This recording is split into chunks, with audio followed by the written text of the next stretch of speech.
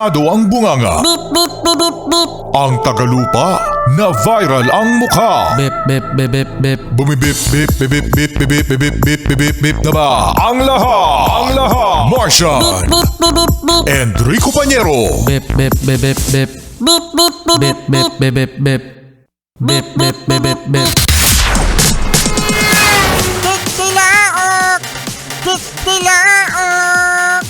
Beep, beep, beep, beep, beep. Ito na ang 101.1 Yes FM Balitang Meron ba kayong kakilala, yes friend, Martian, na umiiyak kapag natatalo? Ay, yung kalaro ko dati. Kalaro mo ba dati? Bakit mo naman pinaiyak yung kalaro mo? Eh, kasi siya eh. Sabi ko, sumbong kita sa mama mo. Sa mama niya talaga, hindi sa mama mo, no? Kasi mga yes friend, eto na nga, no? Speaking of umiyak dahil natalo.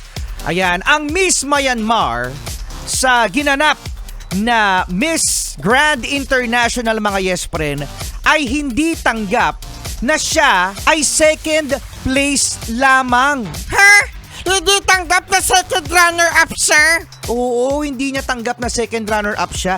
Kaya ang nangyari, no? Nagtantrums, umiyak. Ha? Oo, mga yes friend, kitang-kita sa mga footage videos na itong si Miss Myanmar right after, mga yes friend, ng coronation night, ang ginawa, mga yes friend, ay umiyak. Pagkatapos binuhat pa siya ng team. Pagkatapos ay humiyaw pa talaga. Napahugulgol talaga sa pag-iyak, mga yes friend, ano? Actually, una pa lang daw na nangyari na na-disappoint na si Miss Myanmar sa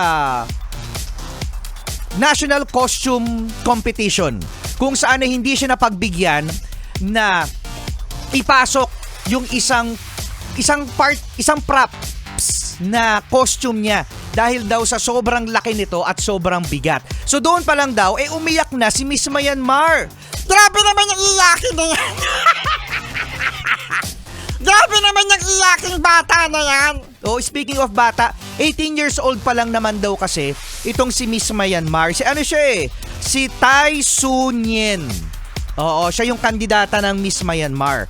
So ngayon nangyari, mga yes friend, no, hindi niya na natanggap nung national costume na hindi siya napagbigyan, at hindi pa siya napagbigyan na dapat siya yung nanalo.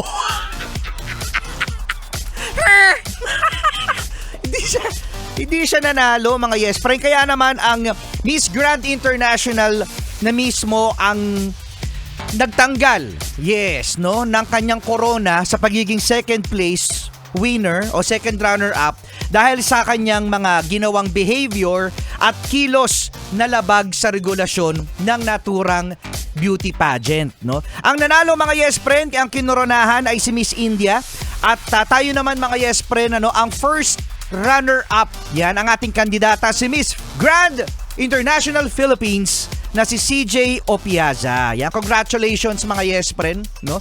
Actually, ang Miss Grand International talaga, balitang-balita to sa cooking show eh. Yung meron dayaan. Yun na sabi ng mga Pinoy, kasi ang gagaling ng kandidata natin, pero hindi na nanalo.